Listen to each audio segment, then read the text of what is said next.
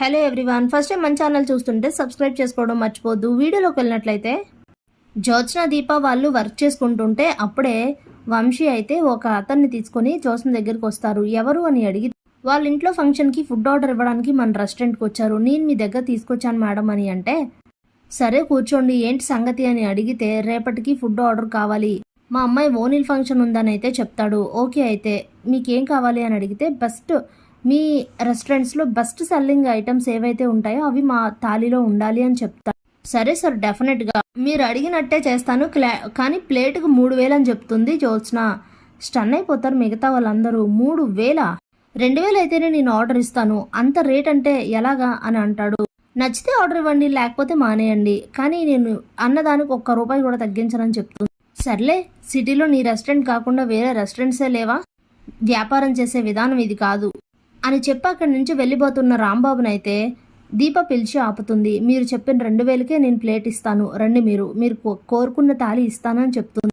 సరే అని చెప్పి దీప డీల్కి ఒప్పుకొని 10 లక్షల అడ్వాన్స్ చెక్ ఇచ్చేసి వెళ్ళిపోతూ ఉంటే ఇంతలోనే శివనారాయణ కార్తీక్ అక్కడికి వస్తారు. ఎవరు అని అడిగితే జరిగింది చెప్పి, సరే అండి, మీరు కోరుకున్నట్టుగానే బెస్ట్ తాళి వస్తుంది, మీరు ఫుడ్ క్వాలిటీ విషయంలో ఎలాంటి కాంప్రమైజేషన్ ఉండదు, మీరైతే హ్యాపీగా వెళ్ళండి అని చెప్తారు. ఇక రాంబాబు గారు అక్కడి నుంచి వెళ్ళిపోగా, సూపర్ దీప, మంచి అవకాశాన్ని చేజారిపోకుండా గట్టిగానే పట్టుకున్నావు, జ్యోత్స్న చేజార్చుకున్న అవకాశాన్ని నువ్వు అందిపుచ్చుకున్నావు, కాబట్టి ఈ ఆర్డర్ సక్సెస్ చేసి నీ రెస్టారెంట్ని పైకి తీసుకో, ఈ ఆర్డర్ వలన ఇంకా చాలా ఆర్డర్స్ కూడా వస్తాయి, అలాంటప్పుడు ఫుడ్ క్వాలిటీ బాగుండాలి, జాగ్రత్త అని చెప్పేసి అక్కడి నుంచి వెళ్ళిపోతాడు శివనారాయణ. ఇక జ్యోత్స్న అయితే అనవసరంగా ఆర్డర్ క్యాన్సిల్ చేసి తప్పు చేశానా, కొంచెం కాస్ట్ తగ్గించుంటే సరిపోయేదా అని ఆలోచిస్తూ ఉంటుంది. ఇక అప్పుడే దీప అలాగే సూరజ్ ఇద్దరు కూడా మాట్లాడుకుంటూ ఉంటారు. రేపటికి ఆర్డర్ కావాలి కాబట్టి కావాల్సినవి అన్నీ రెడీ చేయాలి, డే అండ్ నైట్ వర్క్ చేస్తేనే రేపటికి వాళ్ళు అనుకున్న అవుట్పుట్ మనం ఇవ్వగలుగుతాము, అలాగే మన పేరు సిటీలో మరింతగా మారుమోగిపోవాలి అని చెప్తే, సరే పదండి దీప గారు రెస్టారెంట్కి వెళ్దామని చెప్పి ఇద్దరు అక్కడి నుంచి వెళ్ళిపోతారు. ఇక రెస్టారెంట్లో ఆ రోజు అంతా కూడా అలాగే ఆ రాత్రంతా కూడా వర్క్ అయితే చేస్తూ ఉంటారు. మొత్తానికి బెస్ట్ సెల్లింగ్ ఐటమ్స్, అలాగే ఆత్రేయపురం పూతరేకులని, మాడుగుల హల్వా, కాకినాడ కాజా అని ఇలా మంచి మంచి స్వీట్స్, అలాగే మంచి ఫుడ్ అంతా కూడా అయితే రెడీ చేయిస్తారు. మొత్తం పని అంతా అయ్యేసరికి దీప చాలా నీరసం అయిపోతుంది. అప్పుడే ఫుడ్ కస్టమర్ ఇంటికి పంపించేసి శివనారాయణ ఇంటికి వస్తారు దీప అలాగే సూరజ్. కోపంగా సూరజ్, జ్యోత్స్న బయటికి రా అని అయితే పిలుస్తాడు. ఏంటి నా కూతుర్ని అంత ఏకవచనంగా అంత కోపంగా పిలుస్తున్నావు, ఏమైంది సూరజ్ అని అడుగుతుంది సుమిత్ర. ఆగండి మేడం, రానివ్వండి, ఆవిడే చెప్తారు అని అంటాడు. ఏమైంది అని అడిగితే ఇంతలోనే జ్యోత్స్న వచ్చి, ఎందుకలా కేకలేస్తున్నావు, ఏకవచనంతో పిలుస్తున్నావేంటి, ఎందుకు అరుస్తున్నావు అని అడుగుతుంది. అరవడం కాదు నిన్ను అని చెప్పి లాగిపెట్టి ఒకటి కొడతాడు జ్యోత్స్న. దాంతో సుమిత్ర, దశరథ్ అలాగే శివనారాయణ ముగ్గురు షాక్ అయ్యి అలాగే చాలా కోపం వస్తుంది. నా కూతుర్ని నా ముందే కొడతావా అసలు అని సుమిత్ర కోప్పడుతూ అరుస్తూ ఉంటుంది.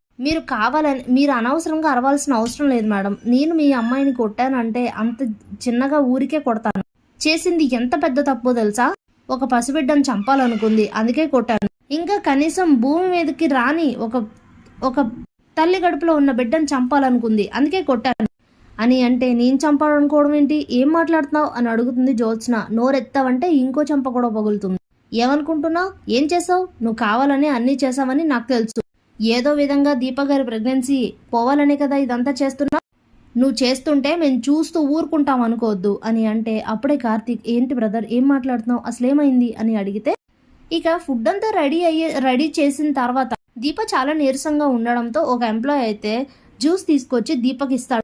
ఇది తాగండి మేడం, వీక్నెస్ తగ్గుతుంది అని చెప్తే ఇక ఆ జ్యూస్ తాగబోతూ ఉంటే అప్పుడే సూరజ్ అయితే ఆపేస్తాడు. ఎందుకంటే వాడు జ్యూస్లో టాబ్లెట్స్ కలవడం సూరజ్ చూస్తాడు కాబట్టి అప్పుడు అది సీసీ క్యామ్లో కూడా రికార్డ్ అయితే అవుతుంది. ఇక వాడిని గట్టిగా 4 పీకేసరికి జ్యోత్స్న గారు చేయమన్నారని అయితే చెప్పేస్తాడు. ఆ సీసీ క్యామ్ ఫుటేజ్ని అలాగే ఆ కలిపిన వ్యక్తిని కూడా తీసుకొని వస్తాడు సూరజ్. సాక్ష్యాలతో ఈ విషయం బయటపడేసరికి జ్యోత్స్నకి నోట మాట పడిపోతుంది. శివనారాయణకి అయితే చాలా కోపం వస్తుంది. దాంతోపాటు అప్పుడే సుమిత్ర, అసలు నువ్వు చేసింది తప్పే కాదు సూరజ్, ఇలాంటి దాన్ని కొట్టడం కాదు, చంపేసినా పాపం లేదు, అసలు మనిషిగా ఎలా పుట్టావే నువ్వు, ఇంత దారుణమైన ఆలోచనలు నీకు ఎలా వస్తాయి, లోకం చూడని పసికందుని ఎలా చంపాలనుకుంటావు, చంపి ఏం సాధిద్దాం అనుకుంటున్నావు అని చెప్పి చడమడ తిడితే తప్పే లేదు సూరజ్, నువ్వు చేసింది కరెక్టే.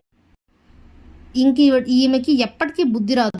నువ్వు ఆ జ్యూస్లో ఆ మెడిసిన్ కలపడం చూసావు కాబట్టి సరిపోయింది, లేదంటే ఇప్పుడు దీప కడుపులో ఉన్న బిడ్డ ఏమయ్యేదో ఊహించుకుంటేనే భయం వేస్తుంది.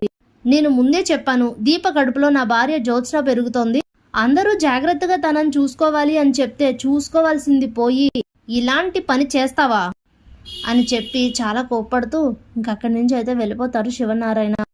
Thanks for watching.